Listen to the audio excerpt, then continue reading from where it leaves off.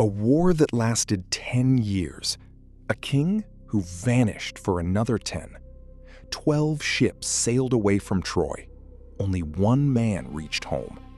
Between him and his family stood a one-eyed giant, a witch who transformed men into pigs, a song that killed sailors, 2 sea monsters, and a god determined to destroy him. Christopher Nolan's The Odyssey moves quickly, and it assumes you already understand the gods, the war, and the people involved. So before you watch the movie, watch this first.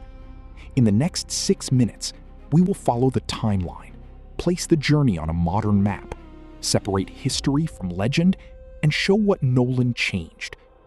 Our story begins approximately 3,200 years ago, when several Greek kings crossed the Aegean Sea and attacked Troy. On today's map, Troy was in northwestern Turkey. One of those kings was Odysseus, the man who would help win the war, lose every soldier under his command, and spend 10 years trying to travel roughly 700 kilometers home. Odysseus ruled Ithaca, an island off western Greece. He fought within an alliance commanded by Agamemnon, the powerful king of Mycenae. The war began after the Trojan prince Paris took Helen, wife of the Spartan king Menelaus. After 10 years without victory, Odysseus devised the Trojan horse. Greek soldiers hid inside it, entered Troy, and destroyed the city. The Greeks won, but victory did not treat them kindly. Agamemnon returned home and was murdered by his wife and her lover. Menelaus wandered for years before returning with Helen. Ajax the Greater died at Troy, while Ajax the Lesser died at sea. Nestor was one of the few kings who simply reached home safely. Odysseus departed with 12 ships. His first major disaster began inside a cave belonging to Polyphemus, a one-eyed giant called a Cyclops. The Cyclops trapped the Greeks and began eating them. Odysseus gave him wine, introduced himself as nobody, blinded him, and escaped beneath the giant's sheep. It was a brilliant plan. Then Odysseus shouted his real name while sailing away. Polyphemus was the son of Poseidon, god of the sea. Poseidon now turned the voyage into a punishment. A wind god later gave Odysseus a bag containing every dangerous wind. His crew opened it, believing it contained treasure, just as Ithaca became visible. They were blown away from home. Cannibal giants destroyed 11 ships. Circe, a divine enchantress, transformed several men into pigs. Odysseus forced her to restore them, but then remained on her island for a year. He entered the land of the dead, survived the fatal song of the Sirens, and sailed between 2 monsters. Scylla grabbed sailors from the deck. Charybdis created a whirlpool capable of swallowing the ship. Odysseus chose Scylla and sacrificed 6 men rather than lose everyone. His surviving crew then killed sacred cattle belonging to Helios, despite being warned not to touch them. Zeus destroyed the final ship. Everyone died except Odysseus. He washed onto Calypso's island and remained trapped for 7 years. She offered him immortality, but he still chose Penelope and home. Greek mythology has hundreds of divine figures, but 12 principal gods are known as the Olympians.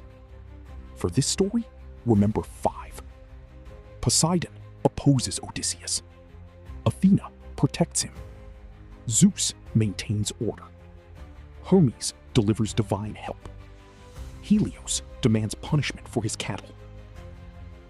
After 20 years away, 10 at war and 10 traveling, Odysseus finally reaches Ithaca. Men have occupied his palace, consumed his wealth, and pressured Penelope to marry one of them.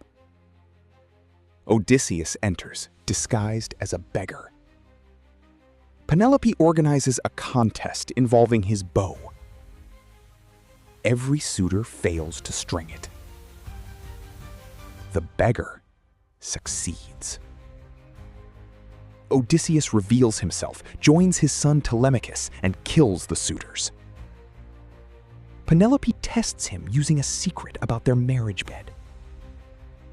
His answer proves that her husband has returned. The suitors' families demand revenge, but Athena intervenes and forces peace.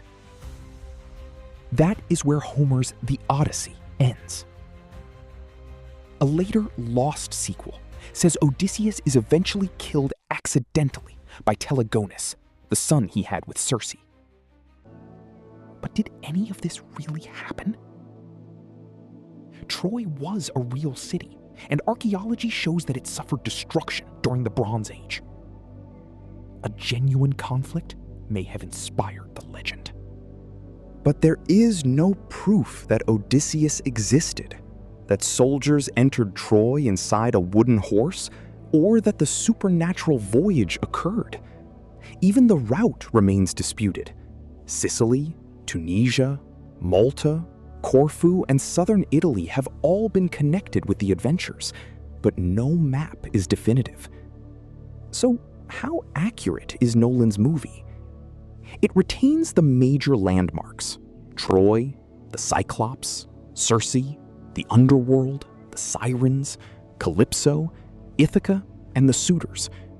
But it removes or combines episodes, expands Odysseus's guilt over Troy, introduces the Sea Peoples, and changes the ending. In Homer, Odysseus remains king. In Nolan's movie, Odysseus and Penelope leave, while Telemachus rules Ithaca. Elliot Page plays Sinon, the Greek who helps convince Troy to accept the wooden horse. But Sinon does not appear in Homer's The Odyssey. His famous role comes from other ancient traditions. Why Nolan added Sinon, and why Page's casting caused such an online argument, will be covered in my next video. Subscribe and hit the bell icon to stay tuned.